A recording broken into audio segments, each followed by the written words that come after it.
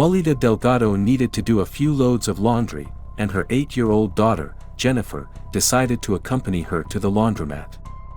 On the evening of June 6, 1988, the couple walked across the street from their home in San Antonio, Texas, to the Westrock Coin-Op Wash and Dry. Rogelio Delgado, Jennifer's father, stayed at the house with the couple's younger children. Monday night at the laundromat was slow. Jennifer and Molida sat in the waiting area and talked about their plans for the summer while their clothes were being washed. Jennifer, who had just finished 2nd grade, told her mother that she wanted to spend at least part of her vacation in Cotulla, Texas, with her grandmother. She would never get the chance. A teenage boy entered the laundromat around 8 p.m. and went straight to the restroom. He walked over to one of the vending machines and attempted to buy a can of soda after exiting the restroom. The teenager was enraged when the machine took his money but did not dispense any soda. He kicked the vending machine and became even angrier when it refused to return his money. He then directed his rage at Molida. The young man approached Molida and stabbed her in the shoulder without warning. She yelled for Jennifer to run home and get her father, terrified. The youngster leapt from her seat, but as she dashed for the front door, the enraged teen lunged at her and stabbed her in the stomach. After assaulting the mother and daughter, the man fled the laundromat and hopped into a small silver car driven by an unidentified individual. A few witnesses saw the car speed out of the parking lot, but none realized the passenger had just attacked 2 people. Nobody paid attention to the license plate number or who was driving the car. As soon as the attacker fled, Molida grabbed her daughter and began running, hoping to reach the safety of their home. Molida realized she and Jennifer were both bleeding heavily as her adrenaline began to wear off. Both victims passed out in the front yard of a nearby house. Rogelio was still at home with his younger children when he heard screaming outside but had no idea it was coming from his wife and daughter.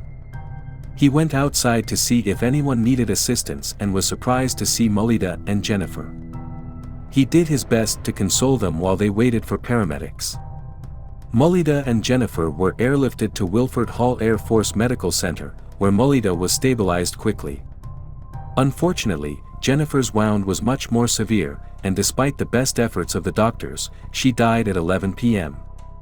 The San Antonio Police Department immediately launched a manhunt for the murderer, but they had little information. Molida told them she hadn't recognized her assailant and didn't think she'd ever met him before.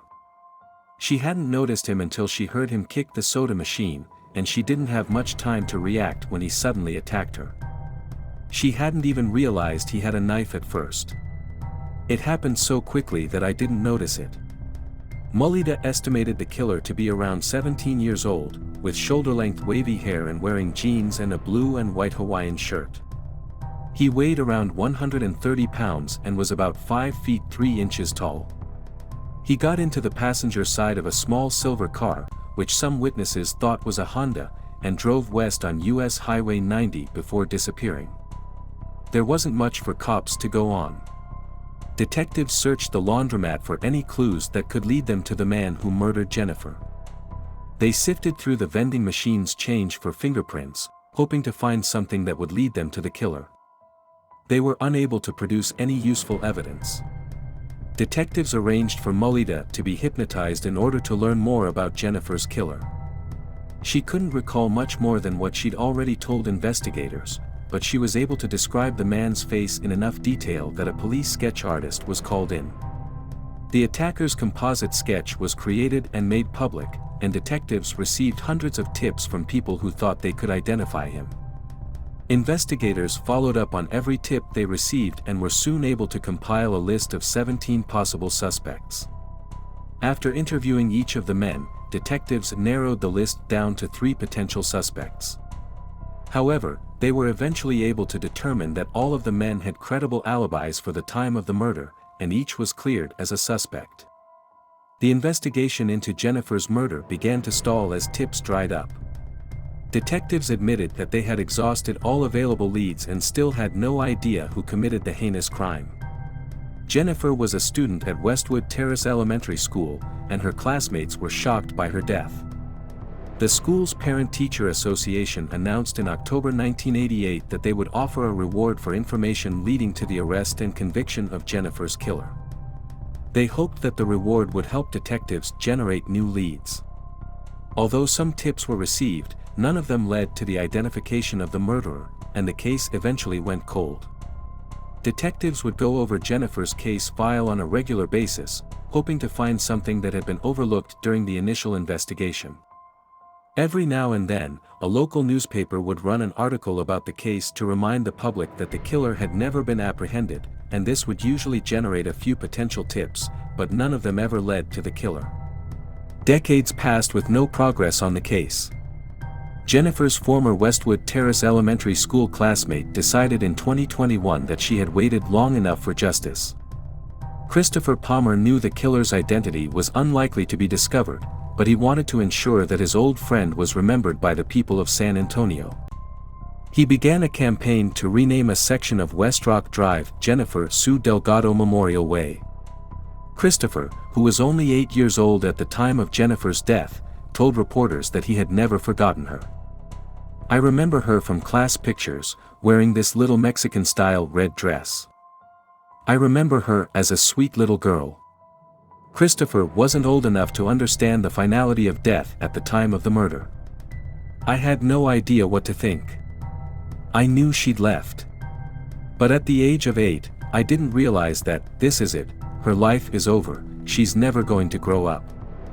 As a parent, he realized the magnitude of the tragedy decades later. "I can't imagine losing my daughter at that age, or what Jennifer's parents went through." He was also horrified by the crime's brutality and randomness.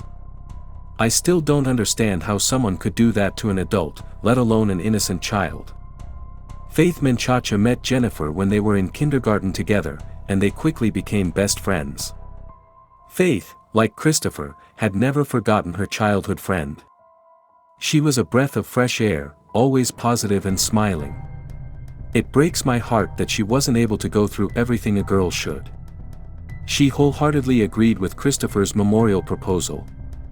Melissa Cabello Harveda, a member of the San Antonio City Council, agreed with Christopher's proposal to commemorate Jennifer. "It's a tragedy that we can't let go of. We can't let this go the way of so many other cold cases, and I really credit Mr. Palmer for keeping her memory alive and bringing it to my office so that I can help in any way that I can." The City Council agreed to designate a section of West Rock Drive near the scene of the crime as Jennifer Sue Delgado Memorial Way. "I just hope that in terms of the signs, people who drive by take a moment to find out who Jennifer was and get a greater appreciation of life," Christopher said after his proposal was approved. Faith was relieved to learn that the plan had been approved. "It means everything to me because Jennifer was never given justice." Christopher decided to establish the Jennifer Sue Delgado Memorial Foundation after being dissatisfied with the highway designation.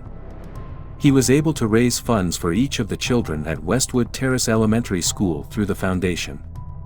Each book featured a photograph of Jennifer and an inscription stating that it was given in her memory. Please contact the San Antonio Police Department at 210-207-7635 if you have any information about Jennifer's murder. What are your thoughts on the Jennifer Delgado's case? I really appreciate your input. Thank you for taking the time to watch. Be a part of the Chris Crime Diaries family and hit the subscribe button now.